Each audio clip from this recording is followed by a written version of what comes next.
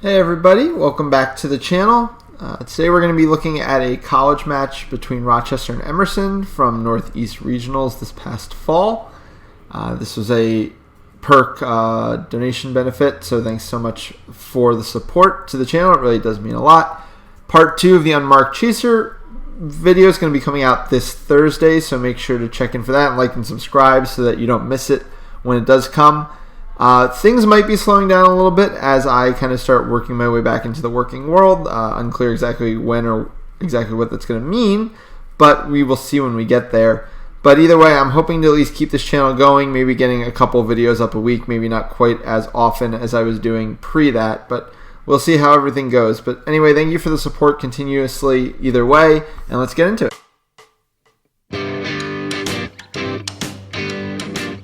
Alright, so like we said, today we're looking at a game from Northeast Regionals this past fall between Emerson College, who's going to be on the left side, and Rochester, who's going to be on the right side. This is a pool play game, and let's get going.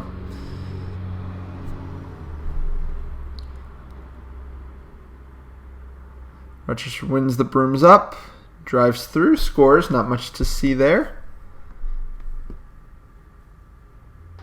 They also walk away with bludger control, so strong start all around for Rochester. Now I know from scouting a lot of this team, because they were in my pool, that the Rochester point defender is very strong, so it'll be interesting to see how Emerson tries to attack that indirectly rather than walking into a lot of tackles. Man defense here. Bit of an overload type set. What happens in the beater exchange here? So she gets the drop on it. I think that's just going to be an exchange of beats when all is said and done. Good timing by Emerson to try to run off of it and then pulling it back once they saw it wasn't there. I think this is a little early, this throw. I think it's fine because her teammate does have a ball, and so he can still cover up behind her. Emerson should really just slow things down, though, here instead of continuing to... Yeah, they're going to lose the cloth off of that. So they really just need to pull it out to right around here, I think, when he comes out of this, or maybe even when he dishes over here. I mean, this play's over. They have no bludgers. Like, just get it into a corner, reset the offense. And they end up losing it instead. Good job wrapping the player, preventing a fast break. Even if it wasn't going to force a turnover or anything, make Rochester run a half-court set instead. And we get a 2-2 defense here from Emerson.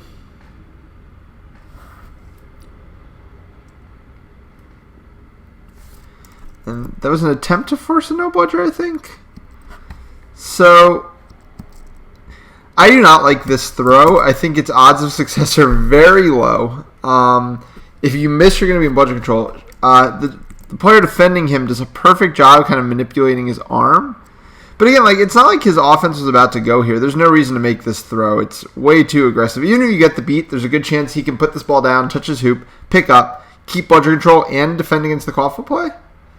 And yeah, unless he wins this run, they're going to lose bludger control. He's not winning that run. So, yeah, and then let's see if they attempt to run what they run here. This is a nice cut from behind to that weak side hoop that we like to attack in 2-2 offenses. I would like to see it zipped a little harder, and because that's what allows the keeper to get back and block it. And now Rochester's out of position, but I think Emerson's just going to slow it down and get their bludgers in position. So the offensive idea was there, right, for the quaffle players, but the beaters really just going at the wrong time and with the wrong throw, I think, cost them badly. It's going to be a nice, easy goal. So let's see what happens here. They run a little overlap play, a fake handoff. And this is just slow reactions by the defender here. He should not be able to get around this corner. This defender should know that someone else is covering this player. Well, in this case, they weren't. But either way, I think the danger of running out to this wing is less dangerous than the danger of cutting down the middle of the field. So you need to make sure you're cutting that off. And once he gets this angle, I mean, it's real bad times for the...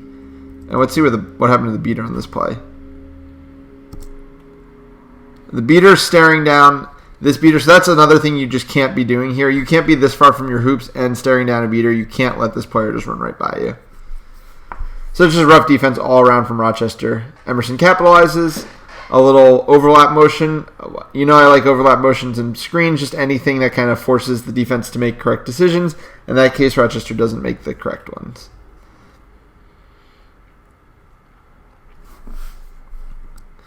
So this might be a hybrid 2-2 actually, because it looks like she's covering back here rather than being on the opposite side. So we'll see how that holds up. Whether that's a... Yeah, I think that might have just been an assignment problem. It's a good place to attack a 2-2 from, so I like the ideas Rochester's doing here. The problem is that as long as the beater's under the hoops, they can't really force much. Yeah, and that the end of that possession... Oh, it's not over yet. So it works out, so let's break it all down. So he brings it around the back, flips it to a corner, and it's just a little wild. And then there they flip it back. And they do get a pretty good attempt here, as it turns out. They consider running. They see the bludger back. They pull it back. I'm fine with all that.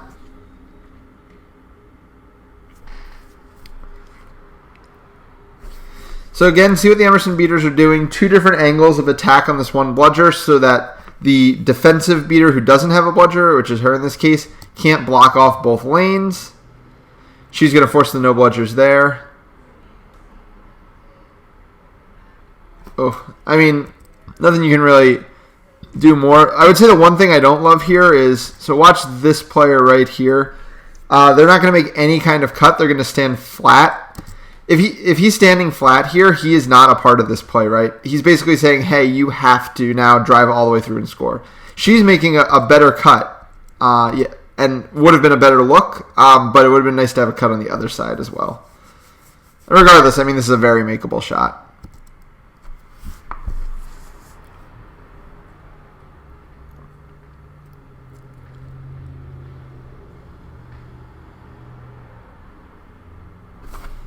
Skip ahead.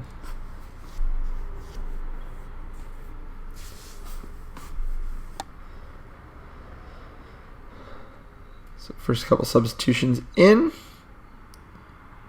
I don't like how high he picks up here in this 2-2. Again, if it's a hybrid, I mean, obviously it's a little different. But there's just no fear of the ball carrier doing anything out here. They're never going to shoot through two players that are at the hoops from, 15 yards away. And he's asking for a tap beat that makes the zone defense do more work than it needs to. The isolated player here, she should just be thinking throwback all the way. She doesn't, so it's going to cost her bludger control. So basically, when you're looking at this and you know your teammate's up and in position, you can prioritize bludger control and think that the only way, if you throw back, there's no way he can get bludger control from this throw. So it's a low-risk situation. I think she goes for a block instead, and I think it's going to cost them bludger control.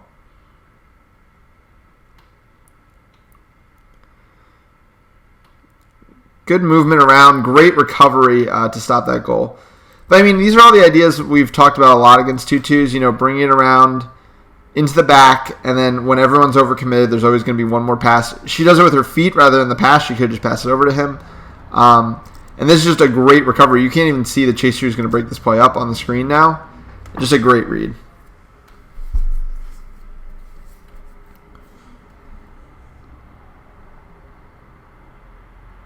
So that was bludger control lost off that play. Just needs to throw back there rather than trying to take any kind of exchange because there just wasn't enough threat on her from the quaffle game for her to consider having to take that exchange in that way.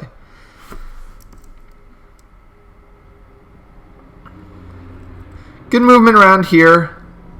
I think this is going before your beaters are in position against two bludgers. That's never going to be a high probability opportunity.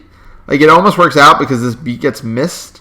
But that beat shouldn't have been missed, basically, right? Like, that should have been the turnover right there. And even at that, it doesn't work out when all is said and done because there's still a second beater to clean everything up. When you don't have bludger control, you shouldn't try to push the offense that hard where you turn the ball over before your beaters even get a chance to get bludger control back. Just a low-value possession overall.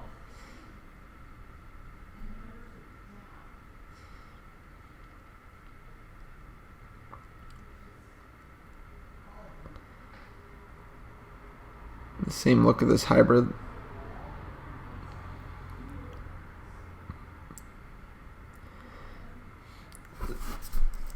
So it's overall good. Another good way we see of attacking the 2-2. I mean, getting it all the way back behind. He's able to get in the lane far enough that this throw isn't too long. I always say I don't like the throw against 2-2 where you loop it all the way over because the defense can respond. But in this case, it does work out. He gets a not bad shot. He had the passing option as well.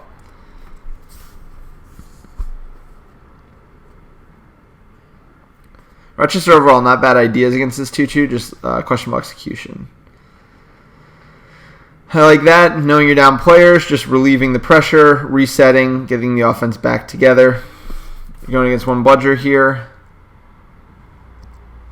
They're able to force a no bludger, but again, it's a timing issue where the ball carrier got well wrapped and Emerson's able to recover in time.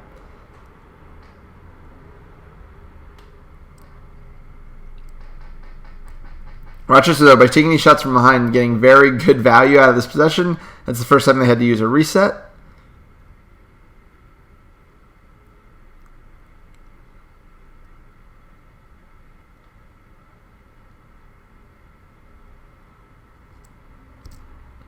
I don't love this pass. Does it go through?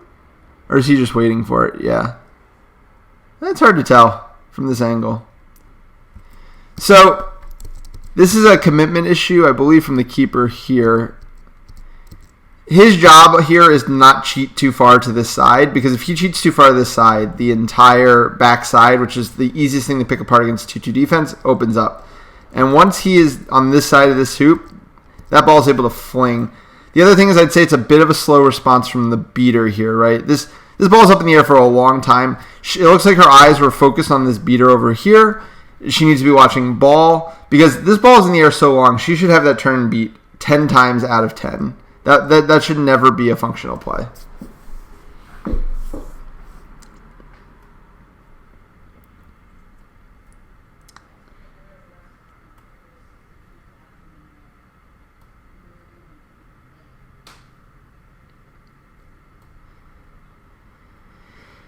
So still Rochester bludger control. Like to see a possession that gives them a bit better chance of getting it back this time. It's a nice attack. So basically they isolate her out on this wing, force her in an uncomfortable position. Her partner's pretty far away. She chooses to throw this time. Pretty simple block, and they get bludger control off of it. I would say I wouldn't hate her partner coming over and trying to do something here, especially with the balls on the ground, because they don't seem ready to attack. They're not in a dangerous position. The wing is not a very dangerous spot, but he holds back and chooses to give up bludger control, even though we've seen it be really valuable so far in this game. Easy pass to the open player there. It's a great job. So it's not going to work out, but this is a great job. Something we talked about in the unmarked chaser video, taking the space that's given to you. So nobody's going to step to him, including this beater. And a lot of people would see this beater starting to run and panic and throw the ball. And look how many extra steps he's able to take here. He knows this beater has his arm back, isn't in a throwing position, gets closer, closer, closer. And I mean, by the time he throws this ball, he's like 5 yards away from the hoop. I don't mind the shot at all, because I don't know what was necessarily open besides it. Nothing really. Good recognition by the beaters there to stop that fast break. And I think they're going to call it a turnover. Yep.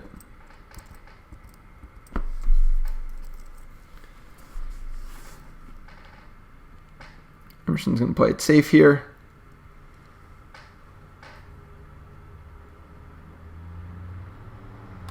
All right, let's see what they're doing with bludger control. Getting out to the wings, great. She's taking the space.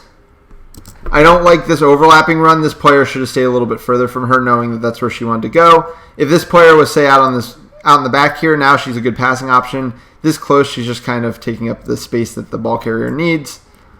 It's an unfortunate attempt here. This is a timing issue again, right? Like they're making a pass to another player, and she's making this beat attempt. I'm not even sure they're going to be able to capitalize on the no bludgers either way, but they're probably going to lose bludger control instead. They're actually not going to. This beater's not noticing this bludger here. They could be keeping bludger control on this play if she notices in time. Really, nobody's noticing this bludger? So this is just bad from... Okay, so let's see. Both these players should know what's happening with this other bludger exchange. They both seem to miss the entire exchange because he blocks, beats her, he's able to keep a ball. He goes to pressure. This ball's on the ground, and neither of these two players sees it. So it's just an awareness issue. I don't know when this ball's going to get noticed. I think the other Emerson beater might come all the way back into the play and pick it up. Yeah, she did.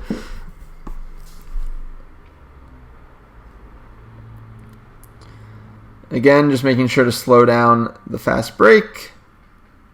No problems there.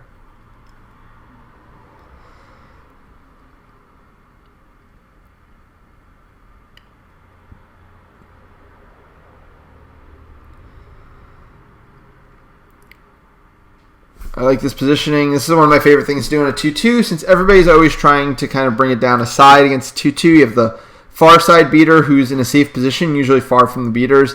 Step up high, have the near side one play a little lower. You can almost kind of pincer that entire ball-carrying bludger contingent in the between, which is what she tries to do there.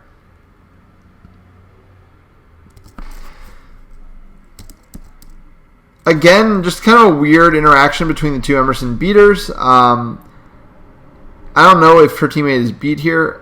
She is eventually. But I would like to see her secure that bludger control. The quaffle is not causing any threat level at the moment. In fact, so she's both watching that exchange and not prioritizing bludger control. So she is allowing this to happen and that to happen at the same time. You don't shoot into a 2-2. First rule of attacking 2-2s. Rochester messes that one up. Got to watch the contact. Illegal reset.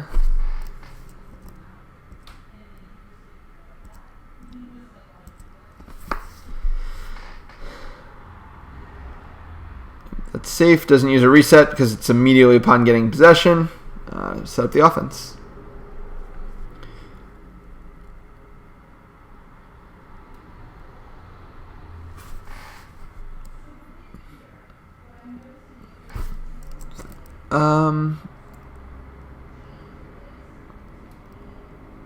So that forces a no bludger. I'm trying to see what happens in this exchange. She throws at him, which is great.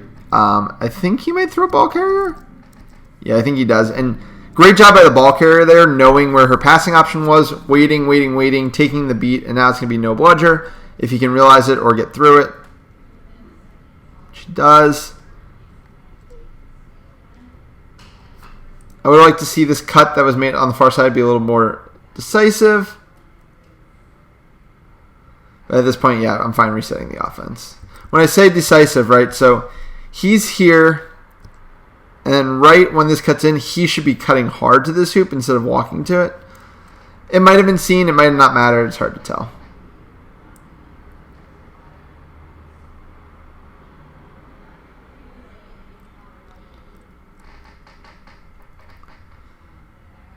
Emerson will set everything up again. So if she makes this beat, I want to see this ball go over here, right, and force the mismatch. He's covered. So I guess she made that beat as well. Yeah, if there's tap beats made on both sides, these two players need to be cutting hard. Your beaters just open the entire field up for you, and neither one goes. Like, if these two quaffle players get to come back into the play, then you messed up. Yep, and one of those two quaffle players, watch this guy's entire process here, gets beat, runs back, and sure enough, as he gets back into the play, because this took so long to start, is the one who picks off that pass. That's bad timing. That's not working with your beaters, who did a great job of clearing things out there.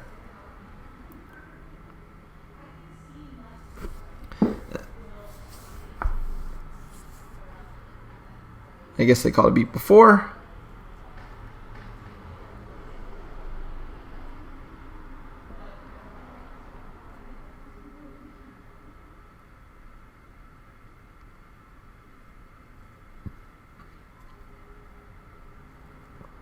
Some substitutions being made.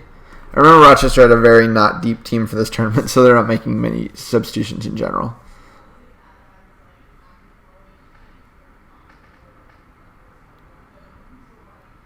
All right, so they don't have bludger control. They get it right off of that, which is nicely done. Let's see how they got it.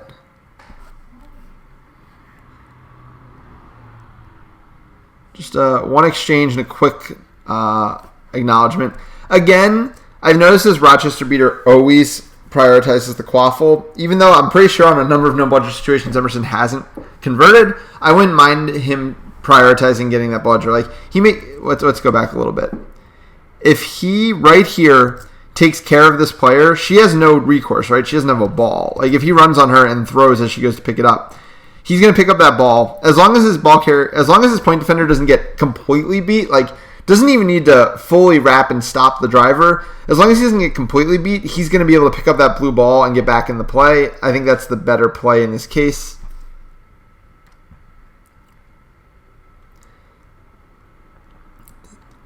Here they're able to lose bludger control. And this has been kind of that reluctance to pass. I mean, just swing it over there. You force your beater to make this tap beat, and then they lose bludger control right back because of it. And then he does end up making that pass anyway. So just a little bit too late. Good coverage. Reason I don't like passes lofted that far is that a beater can take, 6 steps and throw a beat. I would like to see it go around to wing and then to back. Like, Rochester's gotten away with that a few times, but doesn't make it the right call.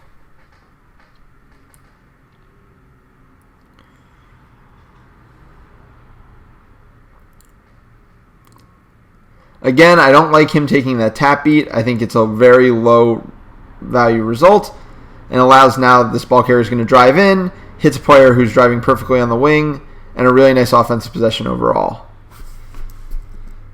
So just a couple things to note here from Rochester. So like I said, he takes that beat, allows this ball carrier to drive in where otherwise he wouldn't have been able to. This player is waiting on the wing, starts his cut, gets hit in stride so that he's already running, draws the defense. I mean, the shot was fine, just rimmed off. He could also have just thrown it to the guy who ended up picking up the pass. This is really bad, though. He's under no beater pressure. I believe this is the only Emerson bludger, and they lost bludger control there. That's what I missed. Yeah, then he's in an impossible spot. He can't get beat, so he has to use the reset. That's fine.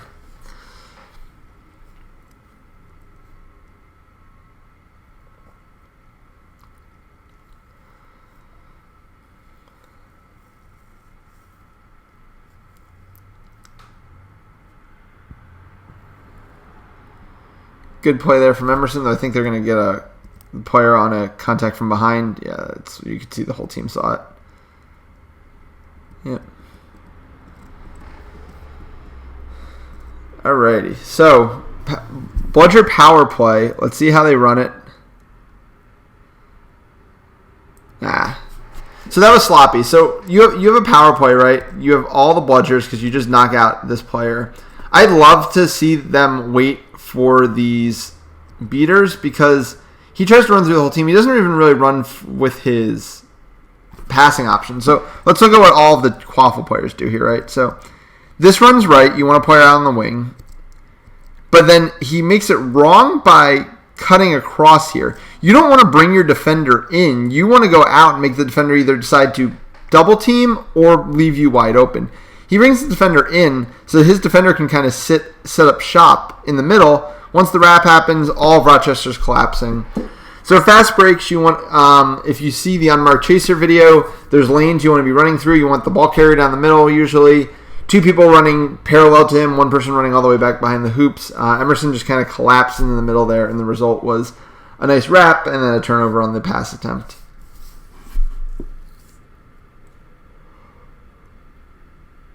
Solid aggression and good communication by the 2 beaters. All right, so let's see how this goes wrong.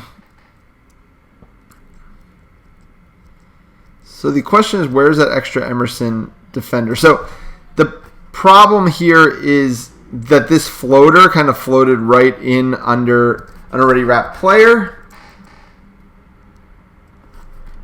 Basically that everybody committed too hard this way because the press was nice. The second she saw her teammate win the exchange, she pressed high And then she was even coming back. Like, the beaters played this perfectly. There was just everybody kind of ended up out of position on the Emerson Quaffle players.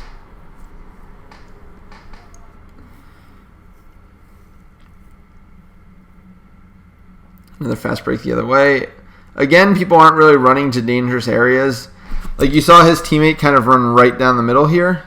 And this time he wasn't covered by a chaser, so it doesn't really matter. But, like, at this point of impact, let's stop it right on the point of impact. At this point of impact, if he's anywhere else where the ball can just be flipped to him, he's just going to run in and score. But he's in the one spot where he can't be helpful. It just works out that he's able to drive through the whole team.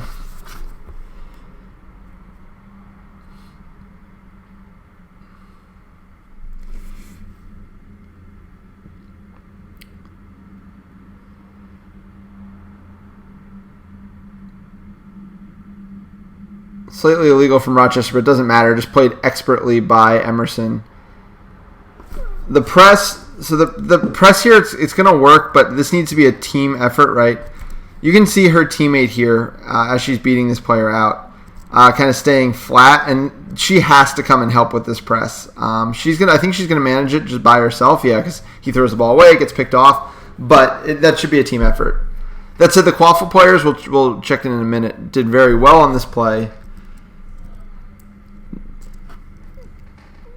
Right here. So a lot of people, if you're this player, would kind of play it safe on the inside so that they can never throw a pass to your backside. When you're pressing, though, you almost want to play in front of the player so the passing option just isn't there. You can see that he's cheating so far this way that if this Rochester player decided to start running this way, he probably gets open, but he's also running into the beater, right? But because he kind of is standing here, he doesn't have a flat pass to him to just use as a reset pass. It gets picked off and they go the other way, and I think end up missing it.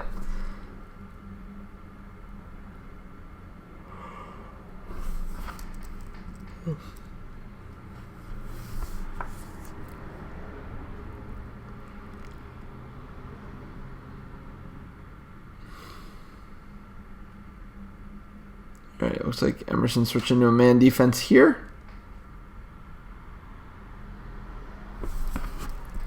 And this is a great job recognizing, tapping out the teammate, immediately coming to pressure the beater.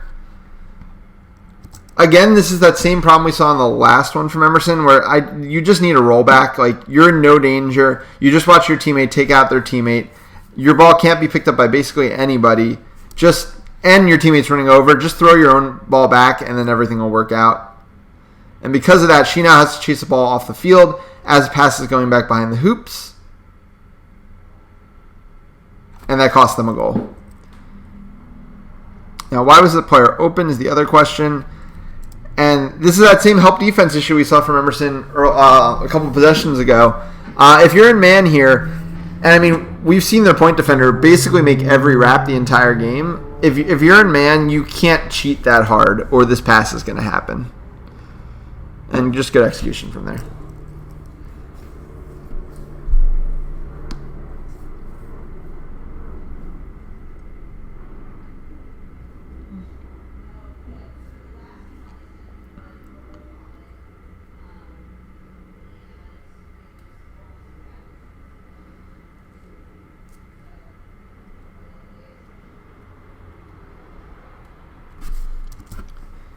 This is a weird idea for a beat here.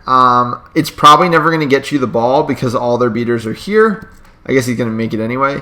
Yeah, and once you throw it away, now it's a no-bludger situation, especially once she beats him. I'm not sure what the idea was there. I'd rather even see him beat one of the beaters. I think they missed the shot when all is said and done, but again, that doesn't make it the right play.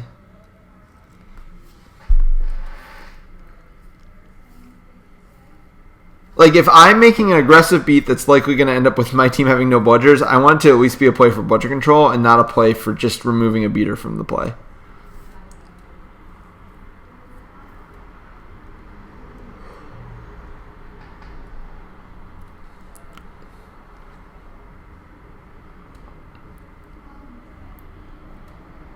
Better from Emerson. The whole defense is sitting deeper.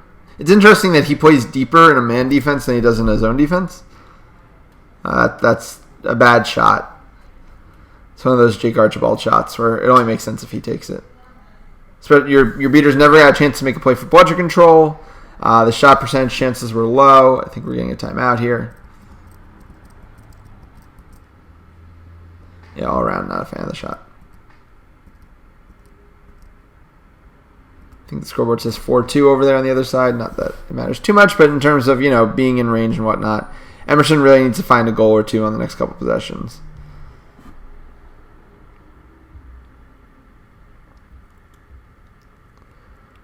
It's wild how high up this Emerson beater's playing. Look at all this field. I'd love to see this Rochester beater's playing. I'd love to see some Emerson chasers cutting into this wide open space.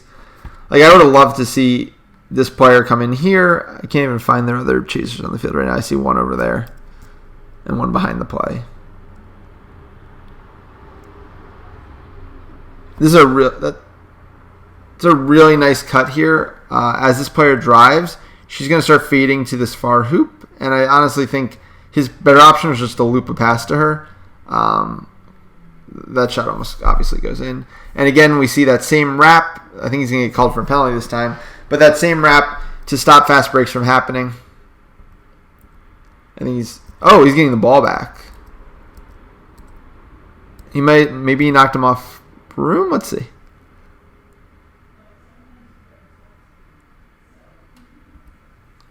Yeah, hard to say.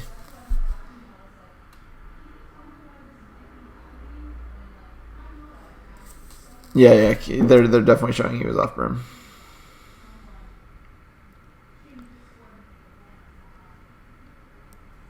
All right, so what happens here? So they have a beater. She makes this beat, which is just not necessary, right? That's not a dangerous player at that moment. They're well covered. And then by the time she gets the ball back, he's already taken his shot. So that's a bad choice by the beater. It works out, though. He misses the shot.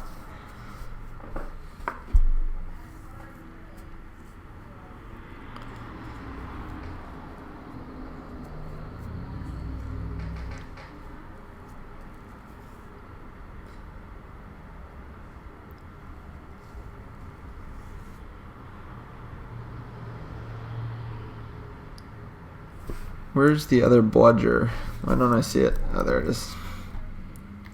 Oh, so how does he lose his... Oh, no, they just didn't have bludger control in this possession. I got you.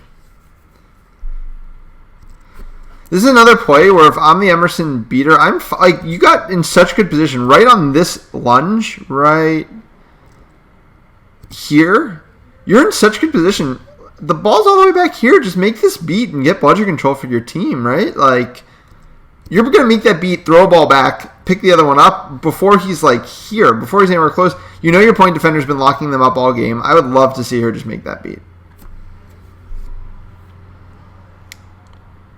Instead, Rochester's able to make that same thing happen again. No, it's called no good. It was just an overall good pass. Who cleans this up with a beat? Oh, so he got the bludger at some point. Oh, he's just going to come in and take it off of her.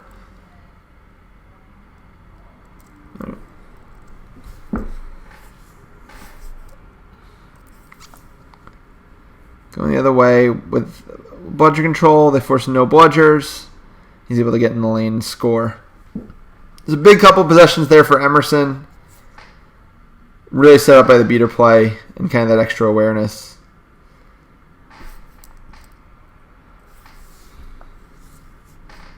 And now we're definitely looking at a snitch range game. We're looking at a lot of priority on having bludger control for the snitch on pitch play.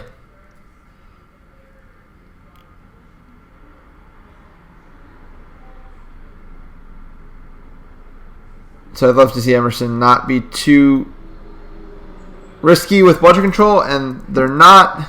They're able to get a good block there. Again, don't shoot into 2-2 zones, and there should be a fast break the other way every time. This is why you don't shoot into them. He gets stripped. It's a great defensive play right here. Oh, no, there's a beater. That's what I didn't see. Where does this beater come from? Oh, she just makes... Okay, got it. Yep. Good awareness.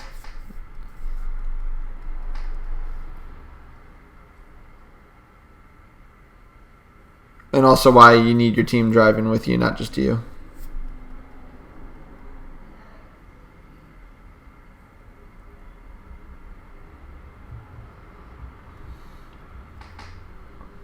Gotta imagine we're getting close to 18 minutes at this point. Another shot into... Were they playing a zone on this possession? Yeah. Like, this has just been bad from Rochester. This is like the third or fourth shot into his zone at this point, and none have even gotten close to going in. And they seem to have generally good concepts otherwise for attacking the zone. We've seen a lot of the right passes, but they just keep firing balls into this keeper, and they're not going through.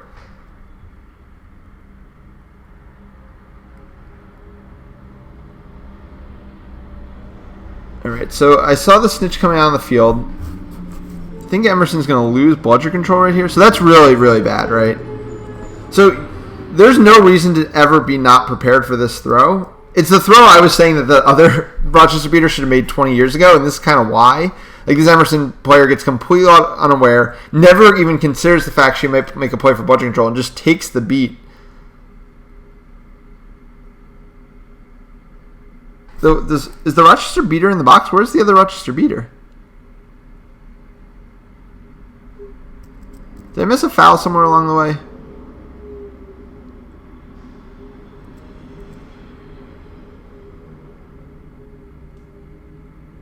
I guess I must have.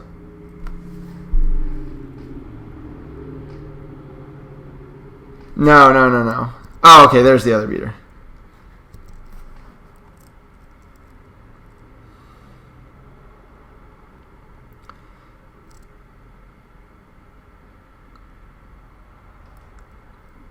It's a great play all around by this beater. Pressure's high, draws the pass, makes the beat from distance, gets the turnover. I think she will lose bludger control for it, but only because her teammate was kind of unaware of what was happening the whole time, which is something we've seen way too much in this game. Oh, and Emerson's able to come away with a loose ball. And score. So yeah, there's awareness problems, again, killing Rochester. So she makes that initial beat. Her teammate stays with the other beater. And this is communication and awareness, right? Like, that has to be communicated by the player who made the beat. They had multiple bludgers back behind their own hoops, and then they were still pressuring this one Emerson beater who had a ball. And that allows Emerson to recover and get the no bludgers and score. And that means we're basically coin flipping at this point because I think it's 4-4.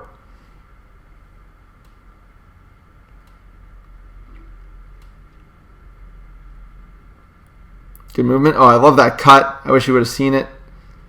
Now it's a little bit late.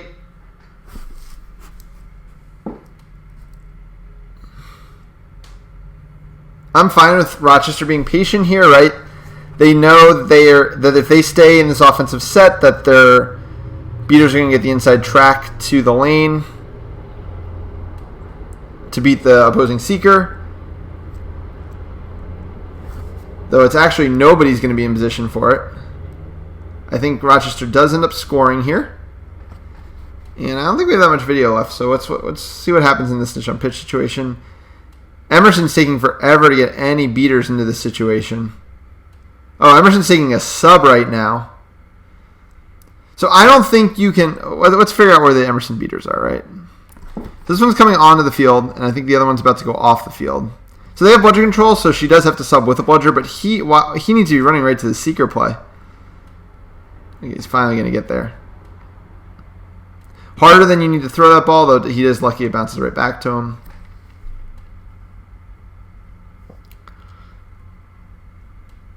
Rochester's about to get another goal, so they're about to go up 20.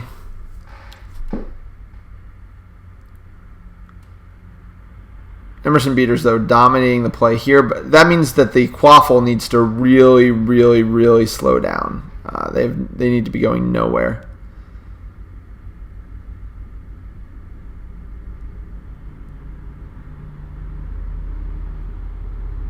If he needs to throw a ball back, yep, which he does.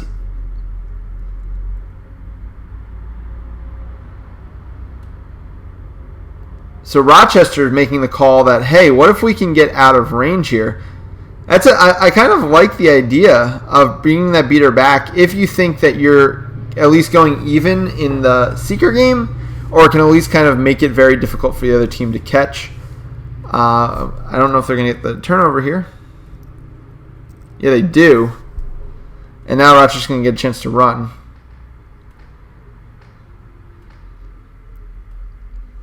Yeah, so now it's plus 30, which means you have to get your beaters back into the quaffle game. You have to get a goal. You have to risk the other team scoring.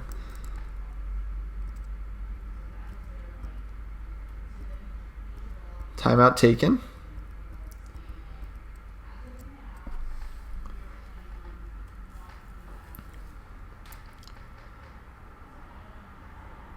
Yeah, so at this point, I think you're taking too many risks. You're opening up the quaffle game.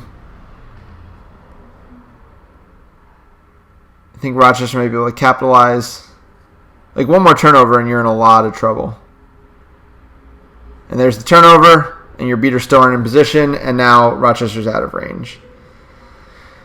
Yeah, that's why they could not keep putting beaters on the seeker at that point. I mean, that's game-losing decisions.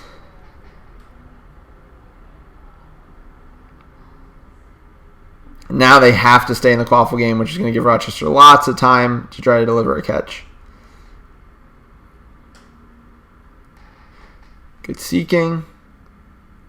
So now, somehow, if I have the score right, which I believe I do, now Rochester's kind of almost making the exact same mistake. They're up 40. They should be playing defense with their quaffle players. They can't lose the game in the seeker play, so there's no reason all their beaters should be there.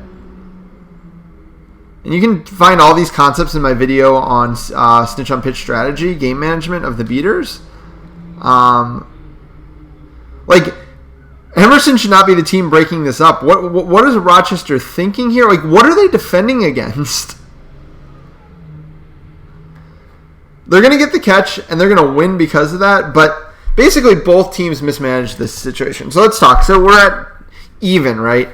We've been coming to snitch on pitch at even, and Emerson has bludger control. First thing they should do, unless they think they have a giant advantage in the quaffle game, is slow the quaffle game down and try to catch, right? So they don't slow it down, and Rochester starts running off goals. They're up 10, 20, then they're up 30. The possession, they're up 30, and Emerson has the ball. Their beaters have to start prioritizing quaffle play because they need to get that goal, one more goal the other way if your beaters are out of position and you're out of range. They don't do that, and Rochester gets another goal and scores to go out of range. So at this point, you're down 30, 40. Obviously, your beaters have to go back into the quaffle game because you can't win without scoring another goal. But Rochester should know that. They should bring their beaters in too. Their seekers are going to get the chances for free because the other team's beaters also have to be in the quaffle game, but you're also defending your 40-point lead. You can't lose unless the team puts a ball through the hoop right here. Now, this is a perfect example of the end just not justifying the means. I mean, just because he caught here doesn't mean it's the right play. I mean, if Emerson scores there and then gets a sneak catch or something and goes to overtime, that's all the fault of the beaters being in the wrong position. Regardless, overall, pretty good game. I like the way Rochester attacked Emerson's zone. On the Emerson side, I generally like their ideas on offense. I didn't love the hybrid zone. Like I said, I thought the ball defender was playing a little bit too high up the pitch, leaving himself prone to beats. And then on both sides in the beating game, just a lot of awareness issues, right? I think that needs to be drilled on both teams. Both awareness on turn-in beats for like passes and such. Rochester was really looping some passes that should have been cleaned up by beaters. And also just of where the balls are on the pitch and communications for that, for when the balls are on the pitch. Partners were not communicating with each other.